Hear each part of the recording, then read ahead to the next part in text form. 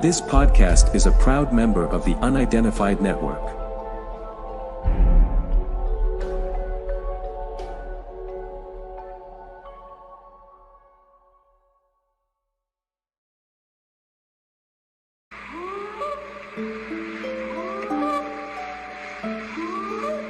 Police in Las Vegas found themselves in the middle of a UFO mystery last month after To us. Big eyes, they have big eyes. 911, what are you reporting? We got someone or something crawling around out here. Did you see what it was? Was it a person or an animal or?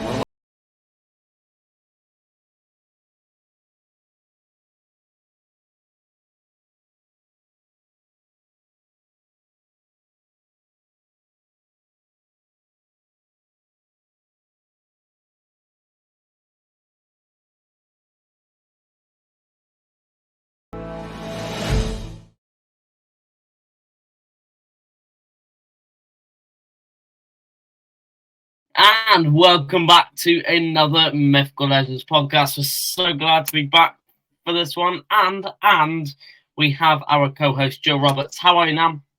Hey, hi. Yeah, absolutely fine. Thank you. Yeah, you doing all right? Yeah. Yeah. Busy as normal. Busy and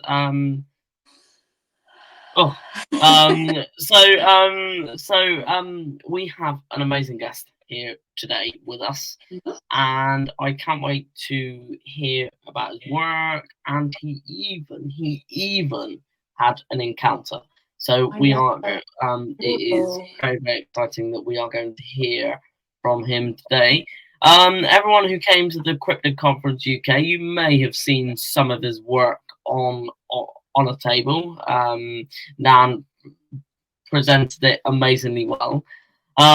So we will bring him on, and we're going to have an excellent chat. Now, you ready to bring him on, or do we just keep him backstage?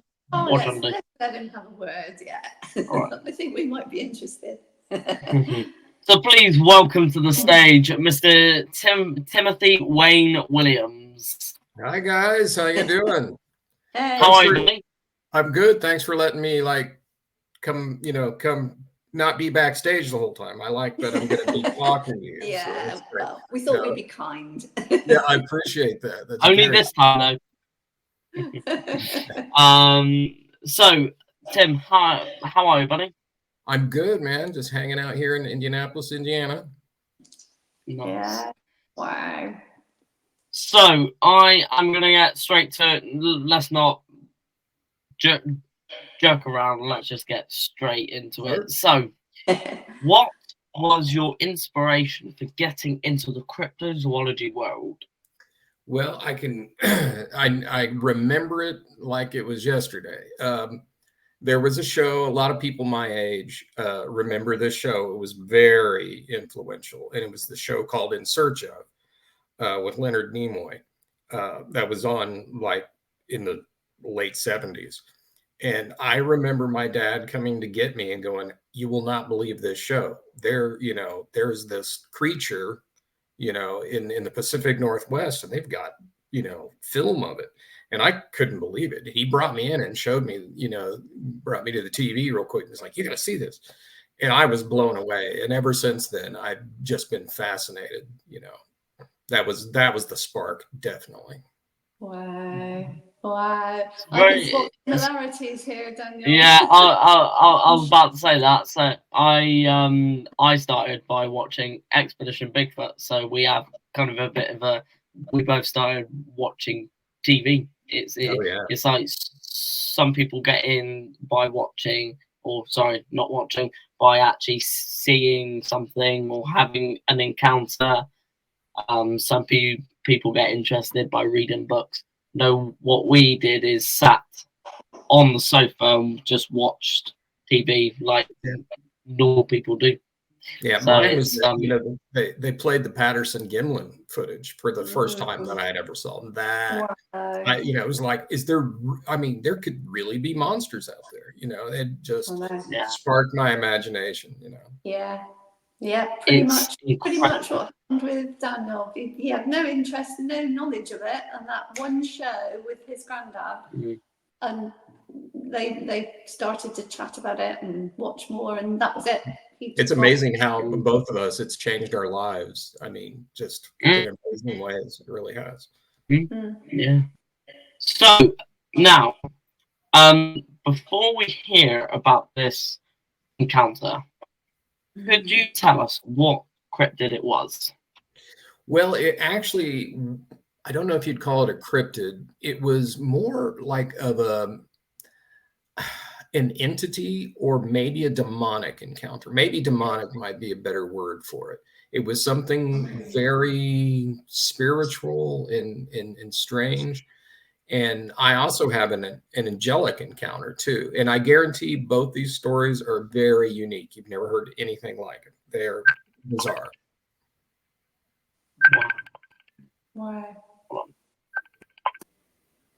So, Tim, before we get to your encounter, would you tell us what cryptid it was? Well, I don't know if you would call it a cryptid. It was more of like an entity or maybe a demonic encounter. I think demonic's probably a better word for it. Something, it was very creepy. Very creepy. And I have, and if you want to hear, I have an angelic encounter too. So I have like the yin and yang of these stories. Wow. Well, do you know what then? I think we need to go Instead of- straight in and out. Yeah, instead of faffing about, let's go straight in. So, Tim, Yes, would you please. tell us the first encounter and then the second one? Sure. Before I was a painter, I was a musician for a long, long time. I was a drummer. And when I was in high school, I had a band and we were doing really well. And we decided to have this big show. And all of us kids were poor, or all of the guys in the band were very poor, but we scraped up all this money and we ended up renting this like hall, you know, just for our own like concert. And there was nothing to this. It was like just a big building that had a couple garage doors and then like one main door you came in and out of. There's nothing to it really. And it had a stage in it. And it was just for this type of thing, people to have, you know, put on their own like concerts there. So we had, you know, we're setting up one night, and it was the night before the show. We were setting up, we'd rented all this PA equipment and everything. And we had just got done setting up. We closed the garage doors and we were back by the soundboard, which was kind of in the middle of the hall. And the band, we were all like saying goodbye to each other, getting ready to leave. And all of a sudden we hear this loud, creepy, cackling laugh. I mean, loud, this really loud laugh.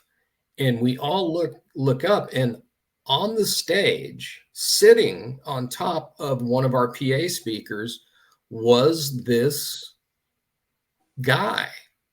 And he was, it's hard. If you've ever seen the movie The Shining, he looked like the groundskeeper. Scatman Crothers was the guy who played that. He looked like him. He was kind of short. He was even shorter than I am. And he was just laughing his head off like he had heard the funniest thing ever. And we're all looking at each other like, where did this guy come from? Because, I mean, we had closed everything up. Yeah. There was like the only other person besides the band who was there was like this person who like ran concessions, and they were going to lock up after us after we left. And we're all looking at each other like, how did this guy get in the building without us seeing him? And so anyway, he's still laughing. And we're looking at each other, and finally, you know, of course, the guys like push me forward, like, go talk to him, go talk, find out what he's doing here. Because we all like want to leave, and we're not going to leave this in the building. So I reluctantly walk up there to the guy, and he finally stops laughing, and he says, hey, I got something for you. And I'm like, oof, okay, what are you talking about? You know, and he pulls out a stack from behind his back of Polaroids. And I won't describe what was on them, but they were extremely explicit pictures on these Polaroids. I don't even know how he got his fingers around them. Okay. And as soon as I realized what they were, I was like, okay, this guy's like a pimp or something. Yeah. And I'm like, listen, none of us want any of this, you know, you should leave. He's like, no. I got it. You know, I can get you other stuff. And I said, I absolutely, you know, not interested. He's like, no, listen.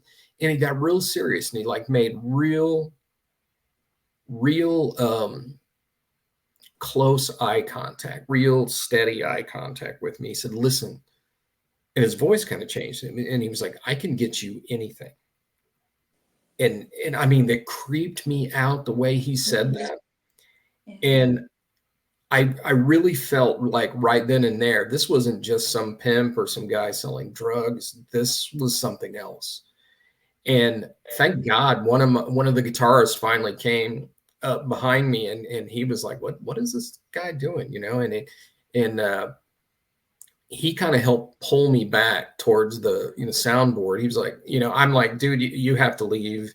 And then he kind of started laughing again a little bit. And we walk, and I'm serious, not 20 steps, okay, back by the soundboard, and the band kind of huddles. And everyone's like, what does he want? What does he want? You know? And in the time it takes me to, you know how you do that thing where you're going to say something about someone, but you kind of look over your shoulder to see if they're listening or not. By the time I looked over my shoulder, he was gone. He was absolutely gone. He had completely disappeared. And we looked everywhere. We thought this guy is hiding either under the stage or something, you know. And there wasn't anything to this hall. I mean, it literally was just like a big kind of a barn, you know, and there was only 3 ways in or out, and 2 were garage doors. They were shut. And the other door was behind the soundboard. He would have had to walk by us to get out. And to this day, I mean, we have no idea how that guy got in or out and why we didn't see him. He completely disappeared. So it to this day, it really creeps me out. Yeah. Wow. Wow.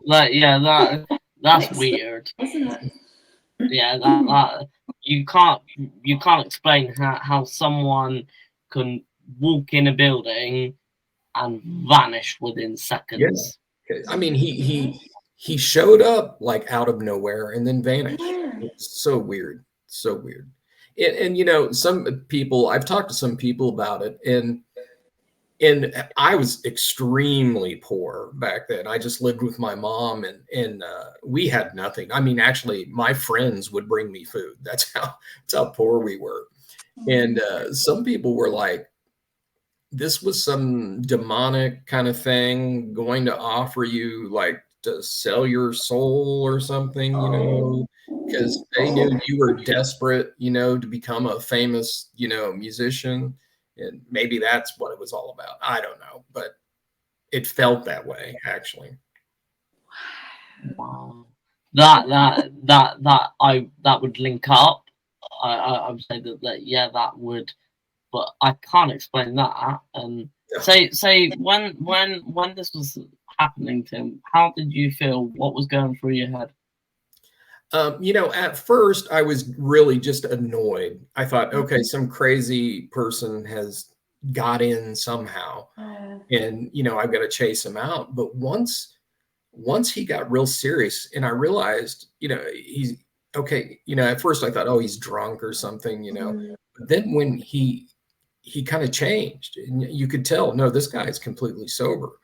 And when he made that real, you know, that eye contact that was really, you know, laser focused, you know, at me, and then said, I can get you anything, you know. That's when I got really creeped out. And yeah, that's when I was like, I'm gonna walk away. It's like when someone looks you in the eyes and goes like and says something, or when yeah. So that it's also that beginning laugh bit. I'm like, what's that Oh, about? yeah, exactly, right? That was, and it was so loud too. It wasn't just like a giggle. I mean, this guy was laughing like he'd heard the funniest thing ever. And it's like, just out of nowhere. It was so strange. Whoa. Wow. Yeah. I don't know how to explain that. I will say to everyone out there, if you have an explanation for us, please come forward and please say something, because I would want to know, because I can say, just looking at Nan's face, and we have no idea what that could have been. That blows out us. That blows us out completely outwards there. That's so. What about your second encounter? Yeah, now this one is the polar opposite of that one. This one actually is someone who disappears too, and it's a very strange story. It involves a toilet of all things. But okay, so this is kind of what I think might have been an angelic encounter. So this was when my wife and I first had kids. We were very poor. We were not doing real well at the time. I'm not even sure my wife was working at the time. But our toilet broke. We had to get a new one. Didn't have the money to have anybody put it in. And I thought, well, how hard could it be? And so I went ahead and, took the old one out, tried to put this new one in, but it wasn't fitting right. And I couldn't figure out exactly why it wasn't fitting on there right. And I had I think I had my father-in-law come over, and he's like a jack of all trades, and he couldn't do anything about it. I had, just out of the blue, one of my friends from high school whose dad had been a plumber, and he had worked with his dad for years. When he showed up, I thought, oh, thank God, he'll know what to do. He looked at it and he was baffled. He ended up leaving, didn't know what to do. I went to some of the hardware stores around, and I went to their plumbing sections, and they usually have somebody who knows something about plumbing there. And I think I went to 2 or 3 hardware stores and talked to their plumbing experts, and nobody knew what I was talking about, really. And I was getting really frustrated. So a couple days go by, and my family is getting really upset with me that I have not fixed this yet. They were like, we were not going in a bucket much longer. This has got to stop, So, I mean, you have to understand kind of where I was in my head at that time. I felt really like I was letting the family down. It's like, I should know how to do this. Yeah. I'm the dad. I should be able to fix these things, And I've never been very handy, but I thought this would be a piece of cake, and it was not. And I was getting really frustrated. We didn't have the money to get a professional plumber in there, just did not have the money. And I was just at my wit's end with this. And I was starting to panic. And finally, I got really upset. And I was like, I'm just going to go to another hardware store and just roam around. Maybe I'll find something that will, I'll figure out something. So I was in this one hardware store, and I was just standing in the aisle, in the plumbing aisle, just dejected, really upset. And there was a guy standing about 10 feet away from me, and he was a young guy. And he just out of the blue was like, hey, what are you working on? And I kind of looked at him, and I just did not want to chat, not in the mood. And so I was just like, oh, I've just got a plumbing problem. And I kind of blew the guy off, Well, he kept coming up to me and going, no, what's the problem? And I'm like, are you a plumber? He's like, no. And I'm like, well, I don't think you're going to be able to help. Well, he was insistent on, no, let me try. And so, I mean, the guy, he reminded me of one of these people who seemed kind of lonely and just wanted to talk, you know. Yeah. And you know, I'm usually very patient, and you know, I don't mind those people at all. But I was so frustrated. It was like I didn't want to talk to this guy, so I kept kind of pushing him away. But he kept coming back, wanting to know what the problem was. So I said, "Oh well, what the heck?" So I took the time and I kind of gave him a quick version of what was going on. You know, I didn't even get into it, you know, thoroughly. And he sits there for a second, kind of looks at me, and then he walks away, and he just walks, I mean, 10 feet away, and grabs this part, comes over to me, hands it to me. I didn't even notice this part. As many times as I walked down that aisle, I'd never even seen this part. He hands it to me and it tells me exactly how to put it in. He said, "This is what you need. This is how you put it in." And he said it was like an extension thing. And I was like blown away. And then he walks away. I'm standing there just amazed. And I'm looking at the part, you know, and I'm like, I think this is exactly what I need, you know, and I'm like amazed. And he's walking away. My wife at that time, who was in another part of the store, comes up. She sees the conversation. And then she comes up. She goes, "Who was that?"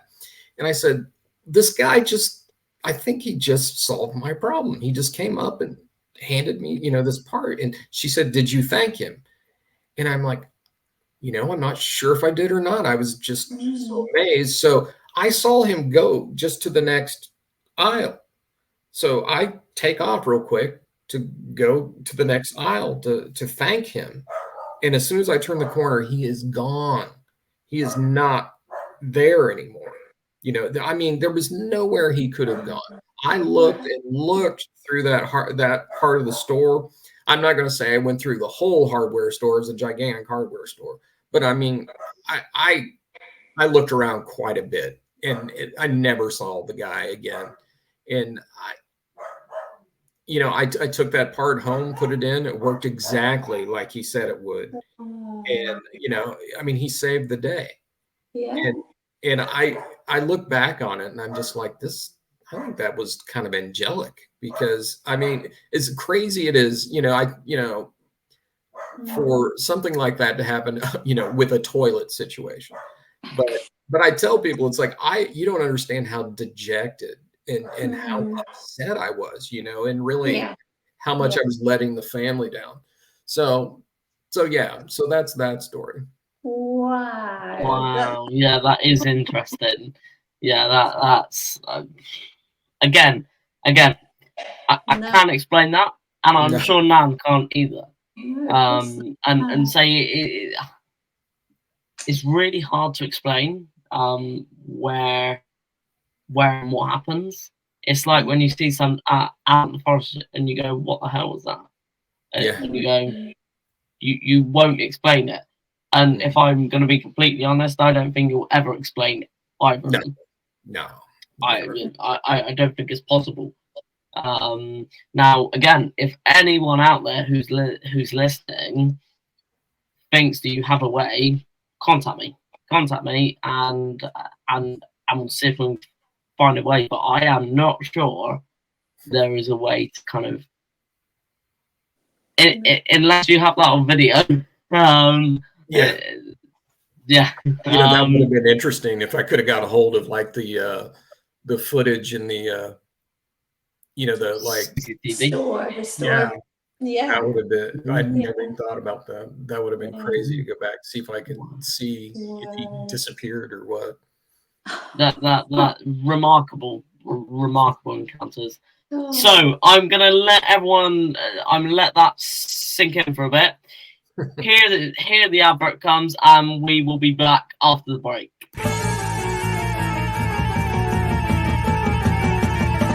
For half an hour on Saturday afternoons and for a quarter of an hour on Wednesday evenings, the world's only show about hard science, weird shit and surreality. And it's co-presented by an anthropomorphic chicken. Be there or be square.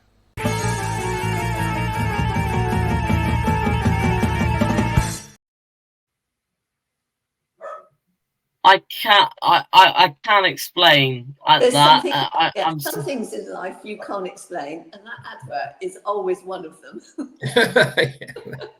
We will never be able to explain that ad. We've never got to right. Jonathan. Oh my. Jonathan. So, going on to kind of moving on from your encounters, could you tell us about your inspiration for your work? Well, you know, I was just a fine artist for a long time, and I had modest success, and there was one day I was painting a landscape, and I was listening to a podcast about Bigfoot, and I just got the inspiration. I thought, wouldn't it be funny if I just hid a little Bigfoot in the back of this, of this landscape and this tree line?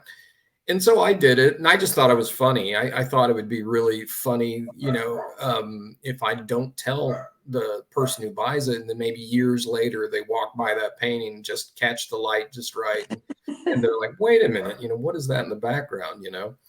And so that's kind of what I set out to do. And so I started doing it in a lot of my landscapes, and I was still doing fine art shows, and I didn't tell anybody. I sold dozens of paintings and never told anyone that there was a Bigfoot in their painting, Thought it was funny. But I started telling people later on, and people really liked it. And then I decided to look on Facebook, and I was kind of like, I wonder if there's any Facebook groups about Bigfoot. And there's like a million of them, So I started joining some of those groups, and I was posting some of my paintings, just going, hey, can you find the Bigfoot in this? And it blew up. I mean, I couldn't believe, I got 5,000 friends in like no time. And it was crazy. It really just took off, and it changed my life. It's amazing. I was able to quit my job of 32 years and paint, that's paint. Amazing, isn't it? To be able to do something that you love and be able to I'm sort of make a living out of it. extremely fortunate, extremely fortunate. Yeah. And say, I know when me and Nan unpacked those paintings to kind of have a look at them, we were like, wow. What? We were like, what? But yeah, they are incredible, and I know that everyone I spoke to does know who you are, and I know a lot of people, and they all know who you are. So fantastic. Yeah. Love So something that I think a lot of people will be thinking is, where do you get the inspiration to actually do these paintings? So when you decide you're going to do a painting, how do you just start doing something, or? Yeah, there's a couple ways I'll do it. I used to love the challenge of sitting down in front of a blank canvas and not having any idea what I was going to do. I might just put a few colors down, on my palette and just see where it went. And I did a lot of paint. I think my first calendar I did was all like that.